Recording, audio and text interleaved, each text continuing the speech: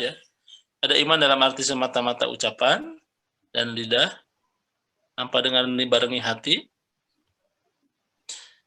Inilah yang membedakan antara keimanan, kemunafikan, dan kefasikan. Nah, orang yang tiga-tiganya ada disebut orang beriman, betul? Orang yang tadi mengamalkan, bicaranya benar, kemudian meyakini hati, maka orang itu disebut orang beriman. Nah, kalau orang munafik apa tadi bedanya? Dia mah mengamalkan, dia mah mengatakan saya beriman, mengucapkan betul. Dia mengucapkan dengan lisannya, orang munafik itu. Kedua, dia mengerjakan dengan amal. Jangan dikira orang munafik itu kadang lebih bagus itu amalannya dari orang-orang beriman. Kalau ada orang di depannya ya. Pokoknya mah. Tapi kalau di luar, wa idza khala ila syayatinihim, kembali kepada setannya, mereka mengatakan saya mah tidak beriman. Oh, selain di bibir, lain di hati gitu. Itu ciri orang munafik. Ada yang gini nggak di antara kita? Oh, nggak ada saroleh di sini mah ya. Awas di depan mah meni baik, di belakang gitu lah. Itu munafik. Kalau fasik, orang fasik itu dia itu meyakini ya dari hati tentang keimanan, tentang sholat itu sesuatu yang akan mengantarkan kepada kebaikan. Dia juga mengatakan kalau ini mah selain meyakini juga mengatakan. Cuman kalau fasik mah dia suka rada hara resek dalam beramalnya gitu. Nah, kalau di sini ada kategori itu enggak? Oh, enggak. Kalau leha di sini mah ya. Enggak ada satu rata-rata genep lah ada. Ya. Contoh kalau ada yang sudah duha barusan? Nah, ada yang susah itu kalau ketemu duha teh ya. Bahkan kadang disatukan ya subuh dan duha jadi subha. Ada ciri-ciri ada kefasikan di antara kita. Kalau sholat isya teh suka lama, suka nggak mau kalau bab sholat teh. Apalagi sedekah ya. Kalau sedekah ada angka 100.000, 155.500, berapa yang disedekahin? Ada yang biru, ada yang merah, ada yang hijau, dan ada yang abu. Yang mana yang disedekahin? Nah, abu. itu. Aduh, ini dia udah nyebut abu ya. Abunya juga meni sedih gitu ya. Kenapa demikian? Mungkin karena kita belum yakin penuh tentang sedekah. Nah, itulah ciri-ciri fasik. Ini ayat-ayatnya ya. Nanti teman-teman baca. Lanjut, Kang Fajrul. Bentar. Yang ini ya. Nah, ini tahapannya nih teman-teman ya. Oke. Yang ini udah dilewat. Nah, ini tahapannya. Yang paling utama itu keikhlasan, keimanan itu ya. Yang paling dangkal itu ya kekafiran, kekufuran. Kafaro itu artinya kafir, menutup. Jadi orang yang menutup kebenaran itu cenderung ada kekafiran, kefakiran. Ayatnya sederhana dia mah. Anzartahum am lam tungdirhum la yu'minun. Jadi dia udah dikunci mata hatinya. Tamu ala qulubihim wa ala sam'ihim wa ala absarihim. Yang ditutup itu apakah dia tidak bisa mendengar fisiknya atau fungsinya? Fungsi ya. Pertama tadi apa? Dia kan ada lagunya ya. Kalau dulu zaman Bimbo itu bermata tapi tak mendengar gitu ya. Bertelinga tapi salah ya. Maaf ya. Bermata tapi Tanpa melihat. Melihat, jangan tak mendengar ya. Itu wajahnya terdengar, bukan wajahnya terlihat. Nah, yang hilang itu fungsinya. Ya, yang hilang itu fungsinya ya, Usman. Nah, jangan nunutan Usman ya. Ini harus dihayati ini keimanan itu. Hadapi hayati. Hayati. Nikmati. Hadapi hayati. Lalu di kantor kami ada Teknur ya. Di sini juga ada ya. Tapi beliau mah kepala sekretariat. Jadi kebun nur ya. Ya, jadi kekafiran itu lebih baik ketemu orang gitu, itu jelas tuh dia warnanya. Kalau orang kafir itu dia nutup ya, jadi kita lawannya itu jelas itu. Jadi dia musuh kita lawan. Nah, yang kedua jangan sampai ada kekafiran di antara kita, apalagi kemunafikan ya. Yang tadi apa namanya? Dia ngomong, dia ngerjain, tapi dia tidak meyakini ini. Ini sampai 13 ayat di Al-Baqarah itu ya, termasuk Al-Maidah 61. Al-Baqarah itu 13 ayat ngebahas orang kafir mah 2 ayat aja cukup. Mereka mah sama aja nih mau dikasih. Orang munafik itu berat itu neranginnya. Ya. Apalagi orang fasik nanti As-Sajdah 18 nanti baca.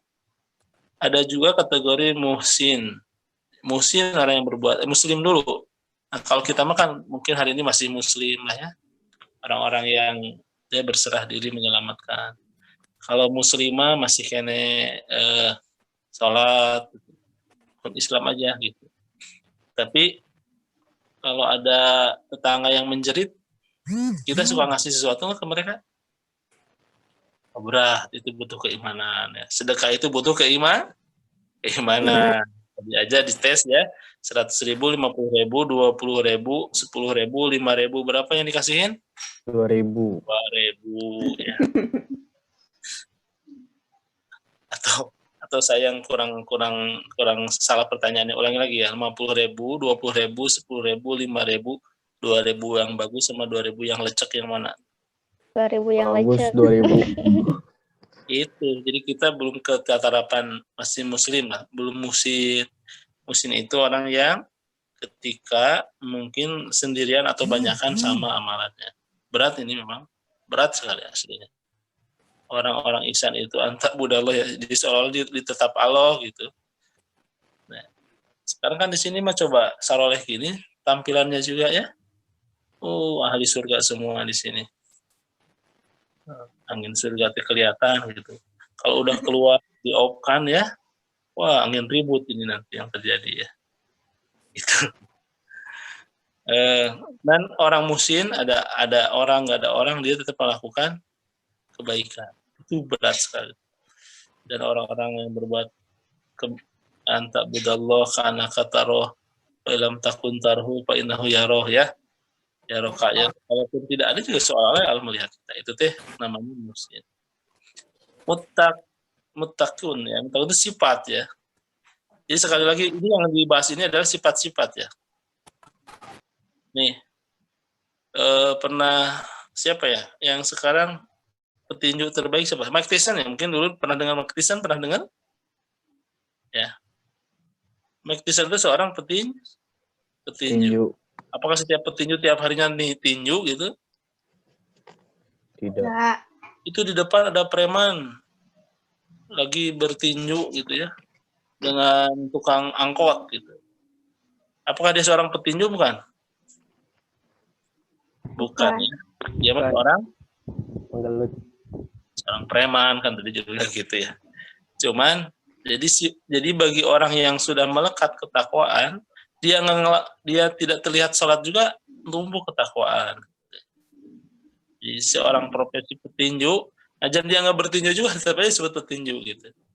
Nah orang yang bertakwa itu, jadi tidak harus ketika kelihatan sedang ininya, tapi juga sedang diamnya juga dia memiliki sifat itu. Gitu. Karena tuh teman-teman, ya jadi kalimat sifat ini ya. Dan mukhlis, orang-orang yang ikhlas. Kalau ikhlas tingkat tinggi lagi ya. Labanul khalis. Sebagaimana air susu. Ya, air susu putih bersih tidak ada Tidak ada sesuatu tun yang mengotorinya. Itu udah tingkat keikhlasan udah sangat tinggi lagi. Ini malah teman-temannya sekarang jadi muhsinin ya. Muslim yang muhsin gitu ya, berbuat kebaikan dulu lah. Nanti itulah yang tiba-tiba akan jadi apa namanya? Mengantarkan kita jadi orang-orang yang bisa lebih paham. Oke, lanjut ya. Tentang tingkat keimanan. Ada awam, biasanya letaknya di iman ya, di lisan. Nah, ini mah Ghazali ya. Ada yang sifatnya mutakalimin, dia sudah mulai berhujah. Kenapa sih saya harus menjadi orang yang beramal dengan penuh kesungguhan ya? Karena dia meyakini. Contoh, apa keyakinannya? Maman utia kita bahu biyamini pasawfu ayuhasabu hisab. Nah, ketika dia berikan nanti suatu hari di amal kebaikan, jadi hisab dalam hisaban yang. Jadi dia punya dalilnya kenapa saya harus bersedekah, kenapa saya harus sholat, kenapa saya harus yakin kepada hari akhir dan lain sebagainya. Oke, makna lain tentang keyakinan ya bahwa iman itu naik dan turun ya. Oke, yang ketiga nanti iman arifin ya. Imannya cahaya. Ini lanjutannya ya. Iman bertambah berkurang. Al-imanu qaulun wa amalun yazidu wa yanqus. Al-imanu yazdadu wa yanqus. Jadi prinsip iman mah pasti naik tuh. Turun. Harus kita kendalikan. Satu, ya, ketika turun jangan drastis turunnya teh gitu. Ya, pasti semua orang itu mengalami masa mood ketika imannya mengalami turun gitu. Tapi contoh turun 2 naikin 4 gitu. Kartusnya Iya. orang Garut jadi turun 5 naikin 10 gitu. Jadi walaupun dia turun dia pada reng kenaikan gitu sebenarnya. Gitu triknya ya. Nanti kita bahas lagi. Lanjut. Dan ingat ya ada 70 sekitar 60 lah ayat hadis ini mengatakan sebuah keimanan itu jadi memang alirannya. Oke. Yang pertama itu kalam la ilaha illallah, itulah kalam tauhid ya. Tauhid uluhiyah, rububiyah, asma wa sifat, nanti kita bahas ini. Jadi sebaik-baiknya itu keimanan itu ya melakukan kalimat penafian dan juga kalimat ketauhidan. Oh, tidak ada Tuhan selain Allah. Dan yang paling kecil itu ya kalau di pinggir jalan ada kotoran, pinggirin ya, bebas komiba kata Agi mah. Apa bebas komiba? Yang tahu nggak? Berantakan, rapikan. Basah keringkan, Kotor bersihkan, miring luruskan, bahaya amankan. Jomblo? Gimana kalau jomblo? Nikah. Halalkan. Ini wajah-wajahnya ini wajah-wajah sendiri nih. Ya. Kalau jomblo di mana? Nah, lanjut. Kedua mungkin rasa malu ya. Saat ini juga tanya tercarabut ya dari negeri ini ya. Udah nggak malu orang-orang kayak gitu. Dan bahkan bangga, bukan malu lagi, mereka bangga kalau melakukan dosa. Alhamdulillah ya. Oke, lanjut ya. Ini tentang dalil-dalil. Tambahannya. Slide-nya lanjut.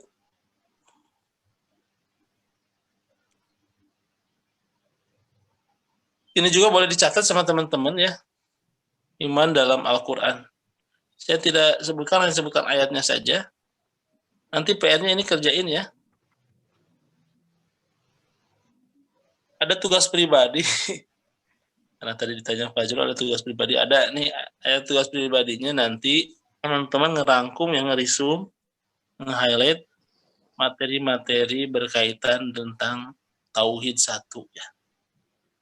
Siap? Dari pertemuan awal, Ustadz. Ya, karena biasanya masuk ke ya minimal ambil atau kita nanti sepakati ya.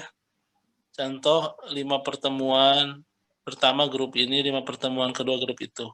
Sepakat ya? Contoh maksudnya gini. Maksudnya kan kita pertemuan ada 11 materi ya. Nah, yang 1 sampai 5 mungkin yang namanya dari A sampai M gitu ya. Nanti yang pertemuan ini yang ngeresume pertemuan terakhirnya dari yang ini seperti ini. Jadi di akhir semester nanti kita banyak varian. Jangan semuanya setengahnya aja, setengah materi ya. Insya Allah senang, nanti kita banyak materi ini, banyak pendalaman, jadi kita juga banyak buat, ya kalau di masyarakat kan suka banyak yang nyuruh-nyuruh ke kita tuh ya. Nyuruh adan, nyuruh ceramah gitu ya. Nah teman-teman kalau banyak materinya, nah, nanti insya Allah banyak hasil ya. Dan jangan lupa kalau dikasih amplop gimana? Buang amplopnya, jangan lupa. Ambil isinya. Saya malah nyuruh ambil isinya. Pokoknya kalau dikasih amplop buang saja. Kita mah tidak nerima amplop, mohon maaf. Transfer lah. Lanjut. Ya. Jadi 1 sampai 6 nanti materi 1 kan dari Pak Tuit sudah ada ya. Tapi disifatkan buatnya dalam bentuk ini ya, bentuk Word ya. Jangan bentuk PowerPoint. Karena nanti PowerPoint ada di materi masing-masing. Jadi pengembangan. Nanti pulang-pulang kita nanti bisa punya bundelan materi tauhid gitu. Nanti bisa keluarin buku kitab tauhid karangan Fauri Abdurrahman NB. Nambah ya notabene. Oke ya, ayat-ayat ini dicatat, sepakat ya? Oke, ini masuk resume nanti. Karena baru 2 pertemuan, santai aja. Nanti tugas pribadi itu di akhir nanti. Lanjut, Jrul. Dan apa sih yang mendukung terhadap iman naik ini? Penting ini. Jadi pembinaan iman itu ada di al-ilmu ya. Jadi pupuknya iman itu ke keilmuan. Jadi kalau iman lagi surut, cari ilmu ya sok sebanyak-banyaknya. Lagi bete, lagi baper, lagi gundah gulana, gegana geliso, kalau merana, nah itu larilah cari ilmu ke majelis taklim, baca Quran, itu gitu hilang itu. Jadi yang memupuk keimanan itu keilmuan. Kalau teman-teman ilmunya mumpuni, imannya naik gitu. Jadi keimanan itu berada dalam ketauhidan, keilahiyahan gitu. Jadi emosi itu tidak ada hubungannya dengan keimanan. Dalam kurung maaf, bukan emosi, nafsu itu, ya nafsu yang emosional, yang amarah itu, dia bertolakan dengan keimanan. Ya, maka semakin emosinya turun, nilai ketuhanan, nilai keimanannya bakal turun. Tapi ketika nilai kebaikannya naik, nah, saum itu kan mewakili sifat Allah itu ya. Allah tidak makan, tidak minum. Nah, ada sifat ketuhanan dan ada tumbuh dari orang yang sedang saum itu. Ya. Kedua, peredaran darahnya akan tertahan karena contoh tidak banyak aliran-aliran yang muatan-muatan keburukan. Itu bentar. Ya, bagi yang sedang saum gitu. Jadi dia nggak naik keimanannya, maka saum itu mencegah betul akan tumbuh sensitivitas sosial kalau orang saum. Ini benernya lapar itu nggak enak gitu. Kita mah diskusi ngebahas kemiskinan, kelaparan di hotel ya. Setelah itu makan gede, gimana ada kerasanya gitu. Aku saum mah pendidikannya kerasa. Nah artinya nilai-nilai ketuhanan itu akan terbalik dari nilai-nilai satonia atau nilai-nilai keburukan, gitu. Emosional gitu dan sebagainya. Kedua, amal soleh. Maka kalau yang mau menaikkan iman itu riadoh, latihan amal soleh. Teman harus ini kan bentuk amal soleh nih, kuliah ini nih. Insya Allah akan menaikkan keimanan.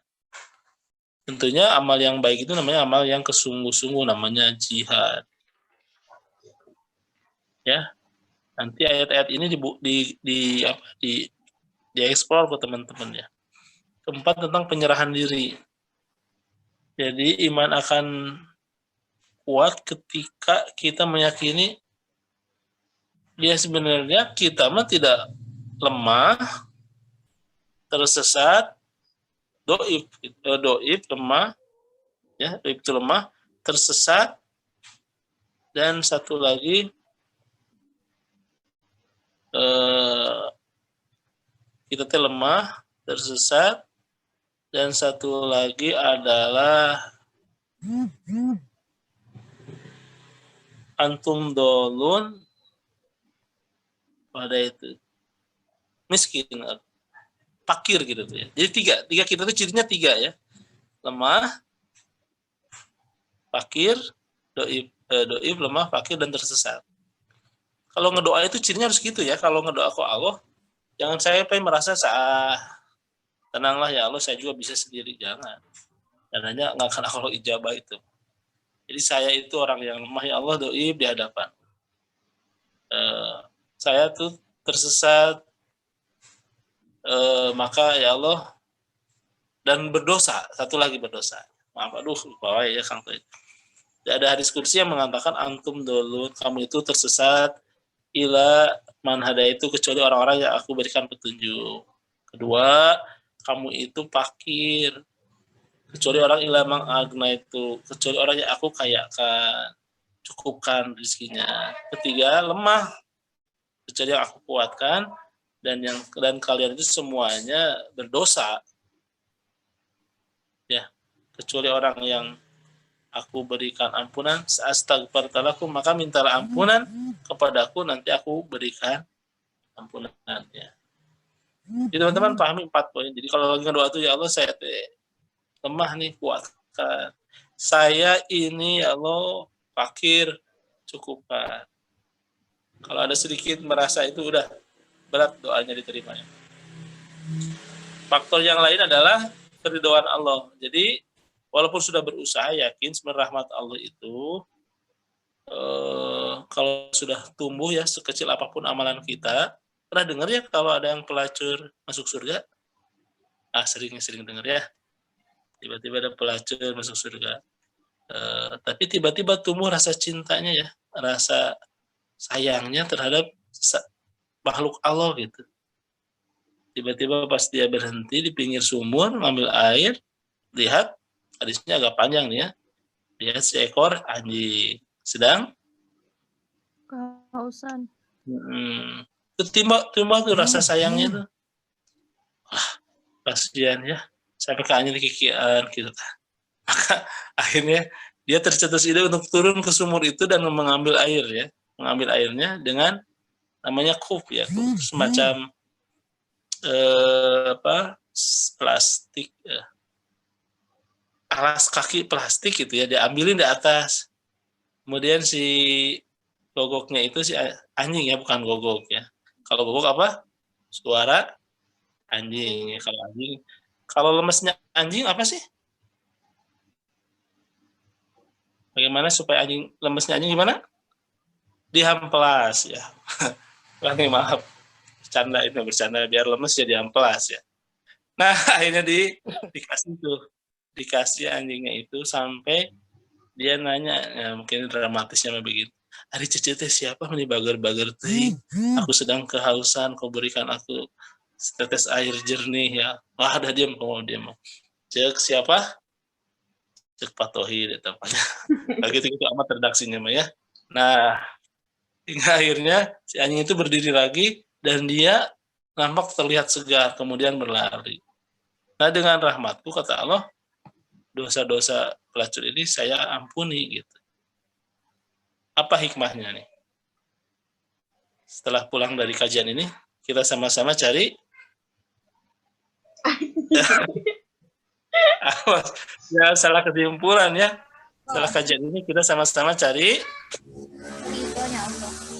ridhoan Allah, itu ada nomor 5, sama-sama cari anjingnya. Bukan itu kesimpulannya ya. Fajrul, salah kamu kesimpulannya. Konklusinya salah. Fokus. Jadi begini nih. Oke? Dan jangan lupa innama ya'muru masajidallah man amana billah. Ini ayat-ayat berkaitan dengan keimanan. Base kita itu di masjid ya. Atau ini anggota James ya. Menjaga masjid ya. Lebih lengkap James Bond. Menjaga masjid dan kebon. Tapi orang yang memakmurkan masjid itu hidupnya berkah ya. Rizkinya melimpah. Jangan jauh-jauh dari masjid ya. Kalau lagi stres-stresnya ke masjid weh. Ini Fajrul termasuk orang yang ahli masjid ya. Bahkan beliau mah berlindung kepada Allah di masjid itu selain dari dosa juga dari tidak punya kontrakan ya. Jadi dia ayana di masjid ya karena sebagai tidak punya kontrakan. Jadi, bukan itu maksudnya yang memakmurkan masjid itu, bukan karena dasarnya tidak punya kontrakan kos-kosan akhirnya di DTW di masjid, bukan begitu ya. Tapi berlindung kepada Allah dari dosa. Nah, ke masjid. Kesediaan mendengar bacaan Quran. Semua orang senang baca Quran loh. Ada yang baca itu panas gitu ya. Harudang. Ada orang ngaji yang harudang ya. Nah, ada orang ceramah juga marah-marah. Awas ya. Dan ternyata yang enak itu zikir ya. Itu enak tuh kalau zikir. Rajin berzikir. Oke, lanjut ya. Oke. Ini nanti setengah jam terakhir kita diskusi ya. Oke. Saya kira kalau ini yakin ya bahwa amal kita itu ini masih lanjutan yang tadi ya, yang tetap meningkatkan keimanan. Lanjut. Nah, yang menurunkan keimanan ini nih, ingat nih, ini diingat ya. Ada yang sifatnya internal, ada yang sifatnya eksternal. Kalau internal, ingat kebodohan itu cenderung membawa kita kepada turunnya keimanan. Teman-teman ingat ya, manusia mah dihargai itu karena ilmunya. Jadi kalau teman-teman punya ilmunya luas, sejelek apapun orang itu, selemah apapun orang itu, asal dia ada keimanan dan keilmuan, dia diangkat derajatnya si Allah aslinya tuh. Semiskin apapun orang itu ya, bahkan mungkin semenderita apapun, tapi dia punya ilmu dan iman, Allah akan angkat derajatnya beberapa derajat. Dan dengan ilmu lah dunia bisa kita dapatin aslinya. Pasti aslinya begitu. Kalau teman-teman punya ilmunya di dunia teh, mudah ada dengan ilmu semuanya jadi mudah. Susah teh karena kita nggak punya ilmu gitu. Dan ilmu hidup mudah, dengan seni hidup menjadi indah, dengan agama hidup terarah insya Allah. Tanpa seni hidup akan menjadi kasar katanya, tanpa ilmu hidup akan menjadi sukar, dan tanpa agama hidup akan ke pasar ya. Kesasar bukan ke pasar. Kesasar. Oke. Kedua, ada kaul ulama ya. Ini bukan nomor 2. Ini kaul menguatkan nomor 1 ya. Dosa itu dari kebodohan. Gitu. Yang kedua nanti jangan ada kemaksiatan di antara kita. Jadi yang menghijab, menghalangi rezeki datang itu kalau ada dosa. Dan yang terakhir, inna nafs la'amaratun bisu ya. Bahwa nafsu amarah itu cenderung kepada kerusakan. Su itu kekotoran ya, kemaksiatan. Itu yang di dalam ya. 1, jangan ada kebodohan, jangan ada kemaksiatan, dan jangan ada amarah di antara kita. Maka yang keduanya, sisi-sisi eksternal, kita harus paham siapa musuh kita. Setan ya. Jangan nyebut setan saya ya. Nah, setan dan godaannya. Setan itu perilaku. Jenisnya namanya iblis. Betul? Iblis artinya putus asa, ables ya, bles, putus asa. Satona artinya melalaikan.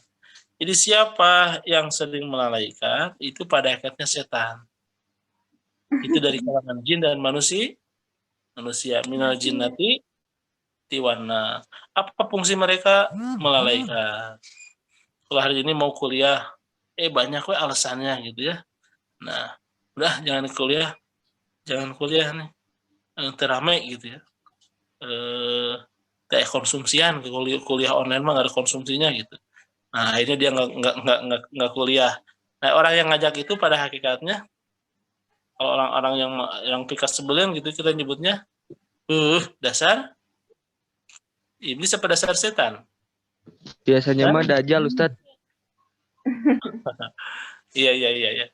Dajjal ya. Enggak, ini mah Dajjal ada lagi, setan ada lagi. Tapi kalau ada orang yang pikas sebelin kita nyebut dasar setan gitu. Nggak nyebut iblis karena memang wajahnya mah tidak terlihat seperti iblis ya. Tapi kelakuannya seperti iblis melalaikan. Oke? Ingat ya. Dan kedua ada dunia dan fitnah. Baru di sini ada Dajjal.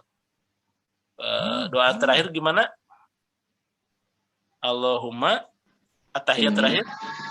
Allahumma ini Bika min azabi jahannam wa min azabil qabr wa min fitnatil mahya wal mamat wa min fitnatil masihid dajjal. Oke. Pak Jul, bacain yang benar Jul. Coba pengen tahu. Doa tadi gimana? Pak Jul, doa tadi gimana? Cek. Allahumma barik lana.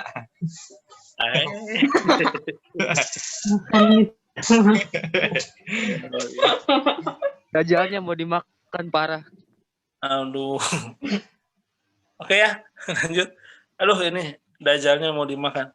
Lanjut. Masih ada nggak slide-nya? Masih Pak, masih bisa 6. Oke. 7. Oke, lanjut. Masih ada 6 ya.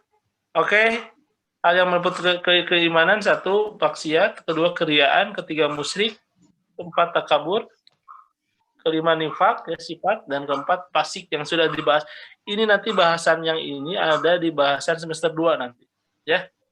Insyaallah nanti ada tatoyur, ada nusro gitu, perlakuan yang lanjut.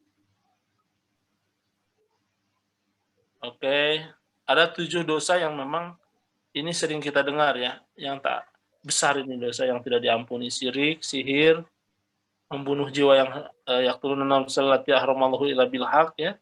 Kemudian memakan harta anak yatim, itu dosa besar ya. Memakan riba itu, ikut ke riba-ribaan ya, konvensional bank-bank gitu.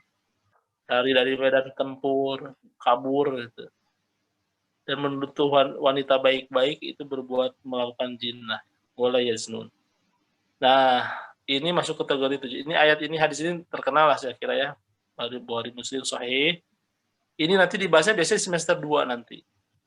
Biar kita lebih memahami tentang sihir, tentang apa sih, banyak sihir, fasik, nifak, dan sebagainya. Lewat langsung. Selanjutnya, nah ini pembatal keislaman ada 10. Syirik. Ini sih dibahas khusus, tapi karena waktunya juga sangat terbatas ya. Saya bacain aja. Syirik, jangan jadi perantara diri dengan Allah ya. Jangan nanti syafaat, tentang tawakal, itu nanti dibahas semester 2. Tapi saya sampaikan ini jadi pembatal keislaman. Kalau sekarang itu penumbuh keimanan ya, tentang hakikat keimanan, tentang rububiyah, uluhiyah, tentang akidah, karakteristik. Nanti di semester 2 itu lebih kepada pembatal-pembatal yang ini kita bahas. Lanjut. Oke, ada tentang membenci syariat itu. Oke, yang lanjut lagi, Pak Fazrul. Oke,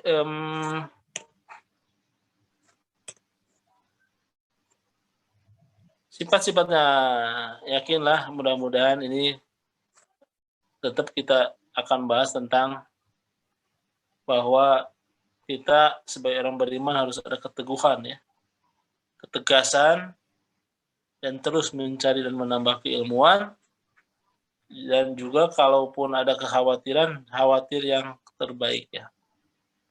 Tentunya performanya juga baik orang beriman itu.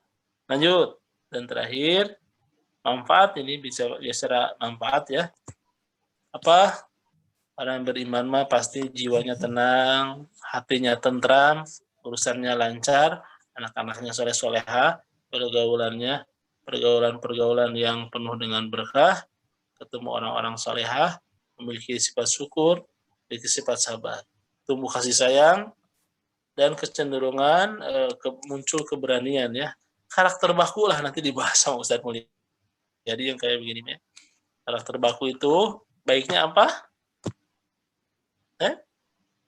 Karakter baku baiknya apa? Ikhlas, jujur, tawadu. Yang betul jujur. Ikhlas, jujur, tawadu. Ikhlas, jujur, tawadu. Ikhlas dulu, ikhlas, jujur, Tawadu. Ikhlas, jujur, tawadu. cara bawa duit ya. Kalau kuatnya apa? Berani disiplin, tangguh. Nah, keberanian nomor 1 ya. Sebelum disiplin orang yang berani memutuskan dulu itu yang kuat ya.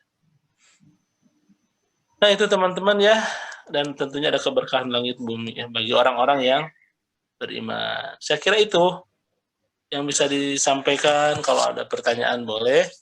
Materi ini materi penting ya, dan ini masih sifatnya pemahaman.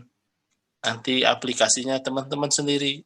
Tapi saya yakin kalau teman-teman penuh dengan keyakinan ya tentang keilmuan, tentang keimanan, insya Allah keimanan pun akan tumbuh subur, berkembang seiring keilmuan yang kita dapatkan. Ya, kerasa ya, kalau tahu ilmunya mah lebih enak menjalaninya ya. Betul apa betul Nisa? Sok, lanjut sama Nisa sekarang. Kalau ada pertanyaan masih ada nih 20 menitan. Ustadz. Saya izin bertanya, Ustadz. Nanti ditampung dulu sama moderator itu. Oh, mangga silakan ingin bertanya. Izin. Siap. Siapa nih? Saya catat yang nanya ya. Saya Usman, Ustadz, izin bertanya. Oh, Usman. Silakan, Man. Ingin tahu, Ustadz, pengaruh korin buruk dalam kehidupan seperti itu. Mungkin sering kali dirasakan apa gitu, Ustadz. Korin buruk, pendamping gitu. Ya.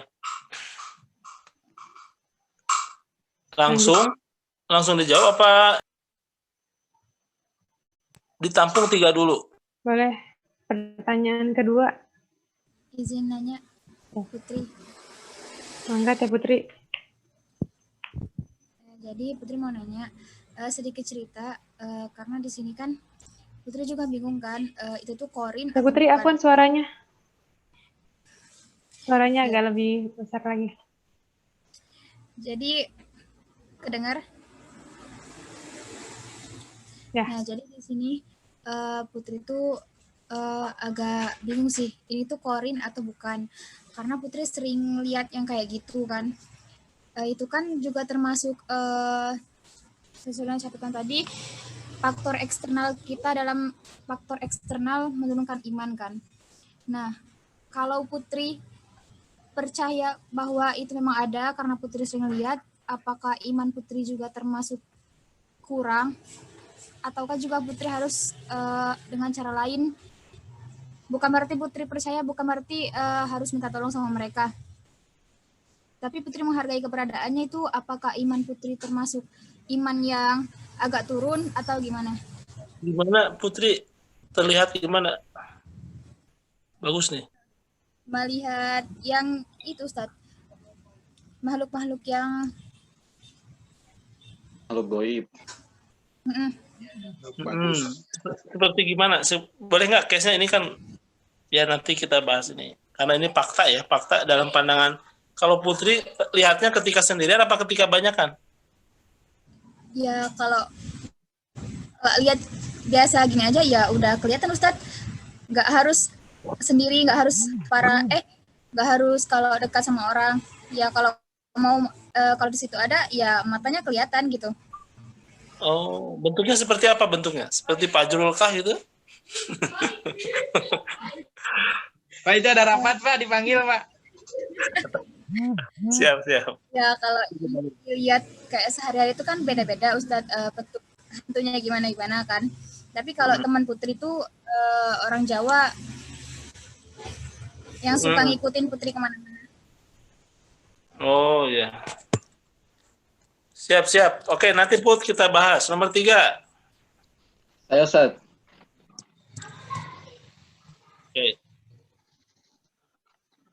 Santri Khairul izin bertanya Ustaz. Boleh, aduh. Berkaitan dengan tadi ihsan yang hadis riwayat Muslim anta abudallah al-ayah, itu bagaimana Ustaz? Biar kita tuh sekiranya itu hubungan kita ketika ibadah kepada Allah itu saling nyambung. Jadi kekhusyuan kita dalam sholat itu tetap terjaga. Itu bagaimana Ustaz? Kadang kan suka ngabur gitu saat pikiran kemana-mana gitu Ustaz. Terima kasih Ustaz. Bagus ya. Oke. Itu aja ya pertanyaannya ya. Oke, saya yang itu dulu, yang Putri dulu ya. Iya Ustadz.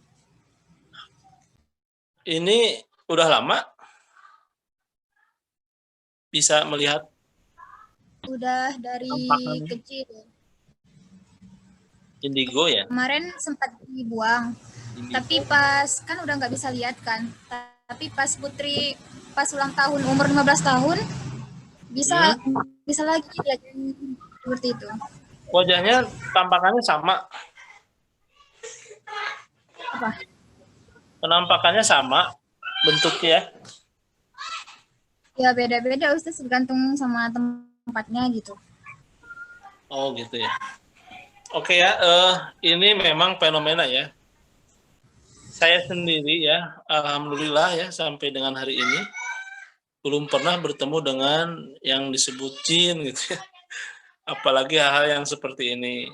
Kalau paling sering ketemu sih jin yang agak galak ya. Bahkan jinnya yang bisa hilang gitu ya, di Permak itu di Cihampelas.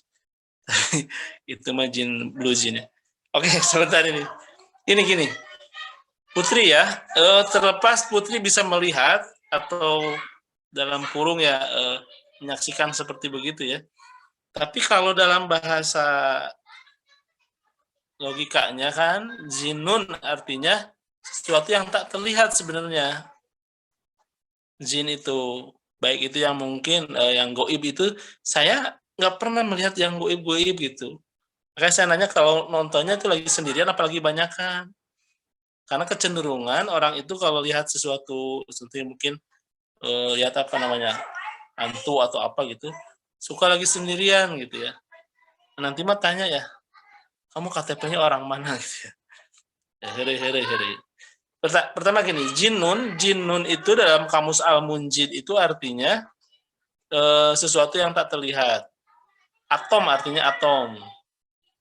Jadi sesuatu yang gaib itu nggak terlihat, makanya tidak nampak disebutlah jinnun. Majnun orang gila, kita dia udah tidak ada akal. Jannah surga sama kalimatnya, sesuatu yang tidak bisa terbayangkan. Janin, pernah dengar janin? Nah, janin itu tidak bisa dilihat. Majnun orang gila, termasuk jin. Maka sampai hari ini saya alhamdulillah tidak pernah ketemu yang gitu-gitu dan tidak juga terlalu berminat ya ketemu yang begitu ya. Tapi kalau mungkin faktanya, fenomenanya Putri pernah melihat, bahkan mungkin hari ini ada ya. Kalau saya sendiri tipikal orang yang masih rasional lah mikirnya gitu ya. Dan alhamdulillah saya mah ketemu Pak Jurul aja ngeseliur gitu ya. Apalagi ketemu dengan yang karar itu gitu ya. Kan suka adanya bagaimana apakah jin itu nikah, apakah jin itu punya rumah. Nges kudu di pikiran dia ya. Jadi satu belajar tauhid itu yang sifatnya sangat menumbuhkan keyakinan yang kalau bisa hal ini yang lumrah-lumrah gitu. Jadi jangan jadi non belajar tauhid itu jadi belajarnya teh nukar hari tuna ya, tentang bagaimana kehidupan jin di alam Indonesia. Terus kudu yang begitunya. Tapi kita meyakini ada makhluk Allah namanya jin, ada malaikat nanti ya, ada termasuk korin. Jadi saran saya Putri, memang kalau memang ini sudah indigo penyakit begini ya, udah bisa lihat sesuatu ya, kita ambil positifnya ya. Kita ambil positifnya, mungkin Allah. Pak Tauhid sendiri nggak pernah ketemu, maksudnya nggak pernah bisa melihat yang begitu-begitu ya. Tapi ada memang orang katanya bisa, anak kecil yang bisa tahu. Makanya ingin belajar juga, nanti Putri rajin ngobrol sama Pak Tauhid ya. Bukan konsultasi itu, konsultasi ini. Pak Arhan, kamu jangan lihat-lihat tidak ini, nanti konsultasi ke Pak Arhan khawatir tersesat, udah ke yang benar saja ya. Berada dalam naungan yang benar. Tapi fakta ini ingin rasanya memang kita eksplor bersama ya. Karena ada orang-orang yang faktanya memang bisa begitu. Walau dari sisi keyakinan mah yakin ya, jin aja sesuatu yang terlihat. Maka kalau ada orang yang bisa melihat sesuatu yang terlihat, namanya juga tidak terlihat gitu. Masa bisa kelihatan. Artinya ya, maksud saya, nah nanti mungkin seiring waktu belajar tentang ya mungkin Allah ingin memberikan hal lain lah, sisi positifnya saja. Jangan dari pertanyaan siapa nih? Saya juga terlihat lebih gelap sekarang kan? Karena aliran di sini gitu. Bukan penampakan, ini memang kenyataannya begini ya. Di luar anak-anak ada randeng. Oke, lanjut. Korin. Yakin ya bahwa memang ada dalil tentang jin korin ini. Setiap itu ada pendampingnya teh. Pendamping yang kita kenal dengan istilah korin, termasuk Nabi kita Nabi Muhammad. Tapi Nabi Muhammadnya korinnya sudah soleh, jadi sudah dijamin kebaikan. Tapi baik kita, korin ini kan walau terminologinya sekali lagi ini keyakinan ya. Cuman intinya jangan mengikuti bisikan-bisikan yang tuh tiba-tiba pantu terbuka pintu ya, ternyata anginnya gede ya. Saya kira ada korin. Sebentar.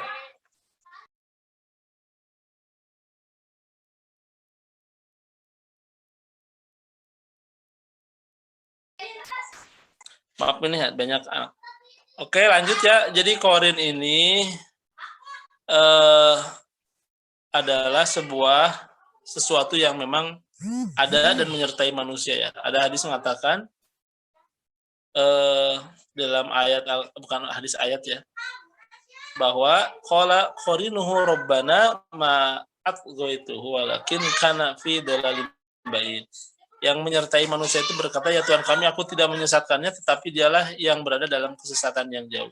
Jadi boleh jadi korin itu membisikkan kepada kita gitu. Hiwasisupi sudurina minal jin natiwan. Nah, dalam tafsirnya ini Ibnu Katsir mengatakan bahwa korin yang mengarah kepada keburukan itu hakikatnya syaitan gitu. Jadi korin yang mengarah kepada keburukan itu hakikatnya ada setan yang ditugasi untuk menyertai manusia dalam keburukan. Jangan pernah mengikuti bisikan-bisikan setan. Ya, bisikan-bisikan yang melalaikan gitu. Itu. Dan tapi tetap akan ada dampingan korin yang ada di dalam tubuh kita. Siapa itu yang nanya? Usman? Man? Tapi sekali lagi, kita adalah manusia yang makhluk yang Allah sangat muliakan ya. Kita bisa lebih keren daripada malaikat ya. Jadi iman kita itu jangan stabil, iman kita itu harus naik sebaliknya. Bisa lebih keren daripada malaikat.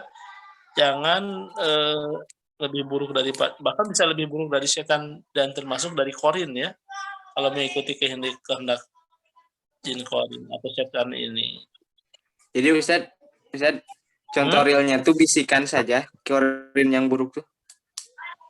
Ya mungkin nanti ada seperti tampakan yang muncul seperti halnya tadi dirasakan fenomenanya oleh siapa? Putri. bisa nampak. Tapi sesungguhnya mereka itu kan awalnya yuwaswisu fi sudurina situ. Turwas harewas di dalam dada manusia. Minal jinnati wanas, dari kalangan jin dan manusia. Kalau manusia mah kelihatan harawas-harewasnya ya. Nah, kalau dari jin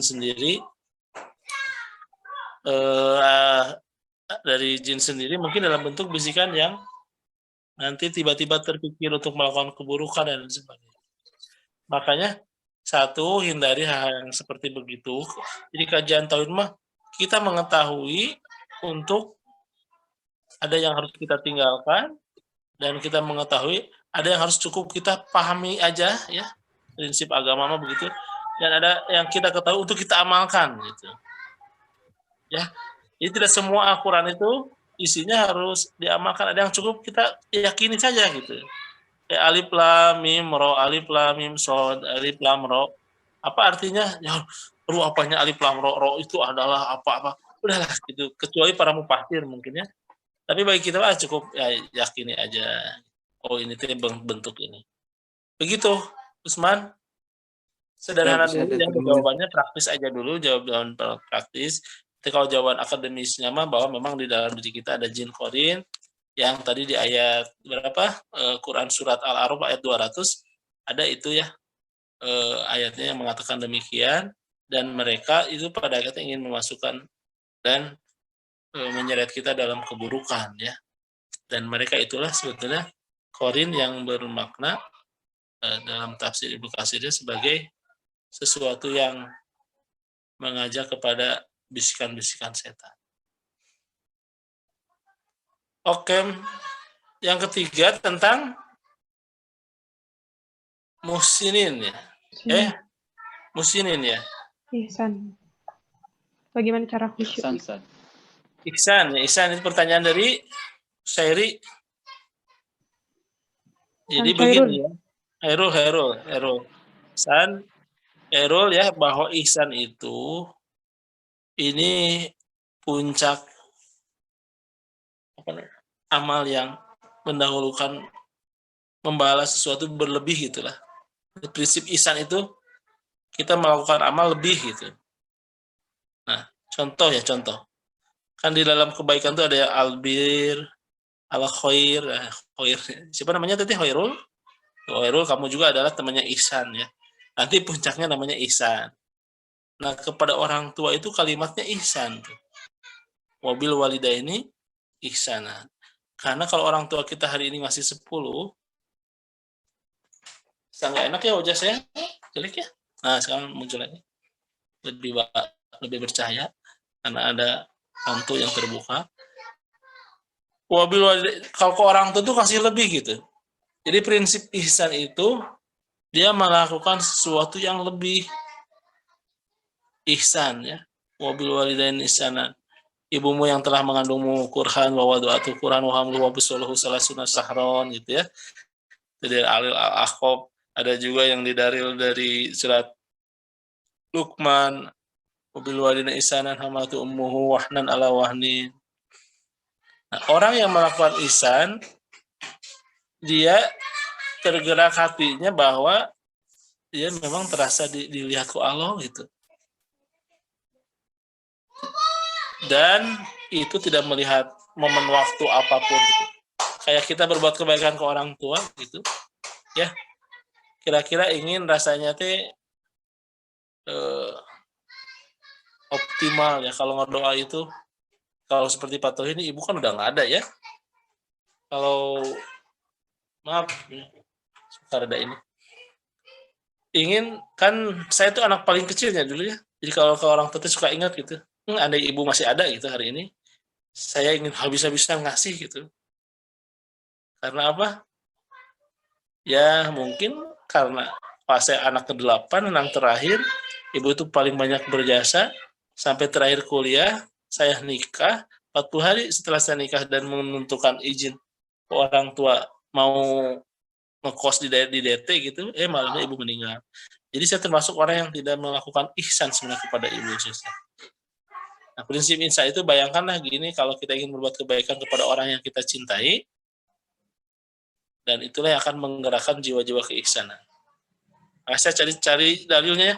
Apa sih amalan kalau orang yang sudah wafat, ibu kita gitu contohnya, untuk bisa beramal kepada mereka, oh ternyata ada 4 hal. 1, doain ya. Nah, makanya saya harus hafal doanya. Apa tadi doanya?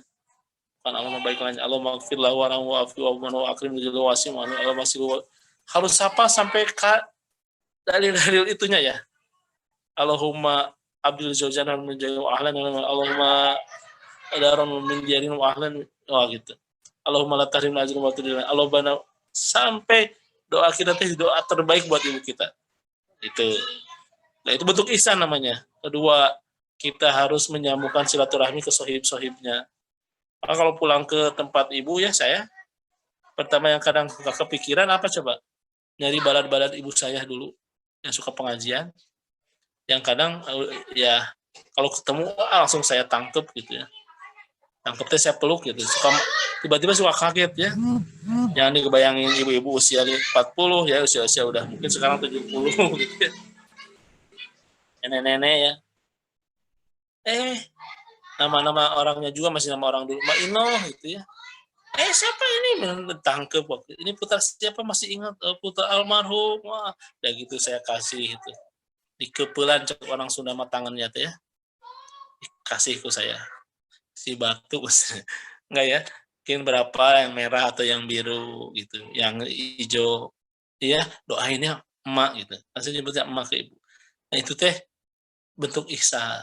Apalagi menyambungkan silaturahmi, meneruskan cita-cita. Ibu saya pernah punya cita-cita ingin, ibu saya tukang ngajar anak-anak ngaji ya, punya sekolahan. Nah, saya harus menyelesaikan cita-cita itu.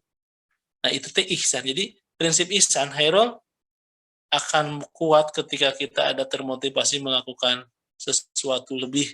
Jadi ihsan itu mendahulukan orang lain dan memberi lebih dari yang dia berikan kepada kita. Itulah puncak kebaikan gitu. Jadi kalau lagi makan di prasmanan ada nenek-nenek, jangan dulu kita nenek dulu, itu namanya ihsan ya. Kalau ada melakukan kebaikan lebih, orang ngasih ke saya 10, saya kasih 20, itu ihsan gitu. Itulah amalan ihsan buat kebaikan. Dan kalau sudah terbiasa dengan sesuatu yang tidak ada orang lain melakukan kebaikannya, ketika ada orang lain juga tetap akan melakukan kebaikan. Karena nggak ada orang juga dia sudah melakukan kebaikan. Saya kira ini waktunya udah cukup ya, teman-teman. Sebagian malah mungkin sudah ada yang orang Sulawesi udah pada sholat belum?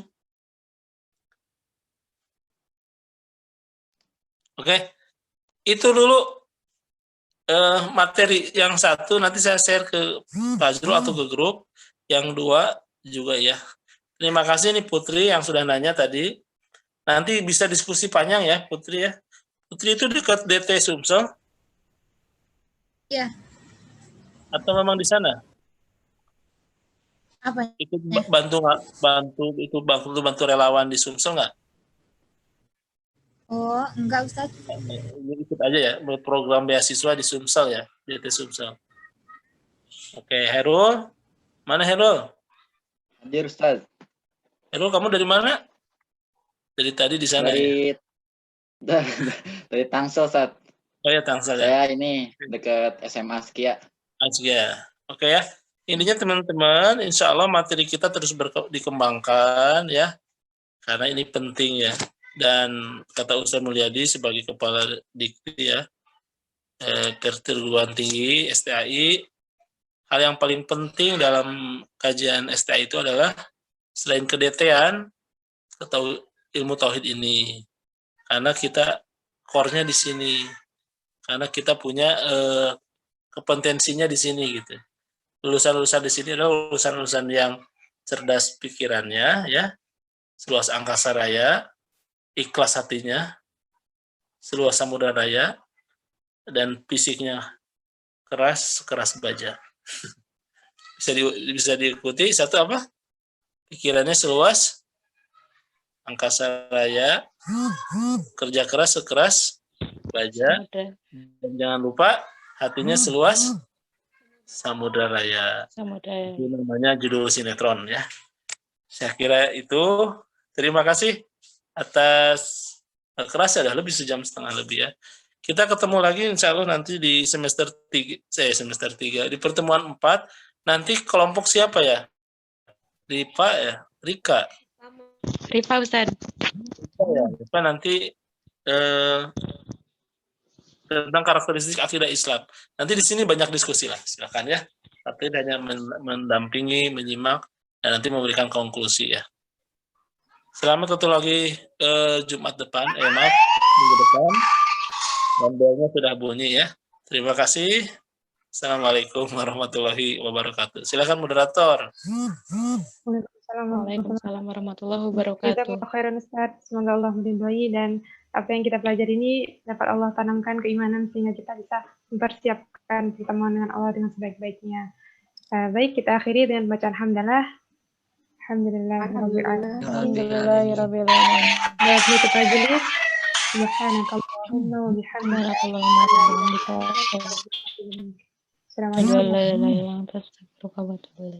Ya, turun semuanya. Waalaikumsalam. Ya. Jazakallah Ustaz. Turun. Satu dua saya ini nanti insyaallah. Assalamualaikum warahmatullahi wabarakatuh. Waalaikumsalam. Waalaikumsalam warahmatullahi wabarakatuh.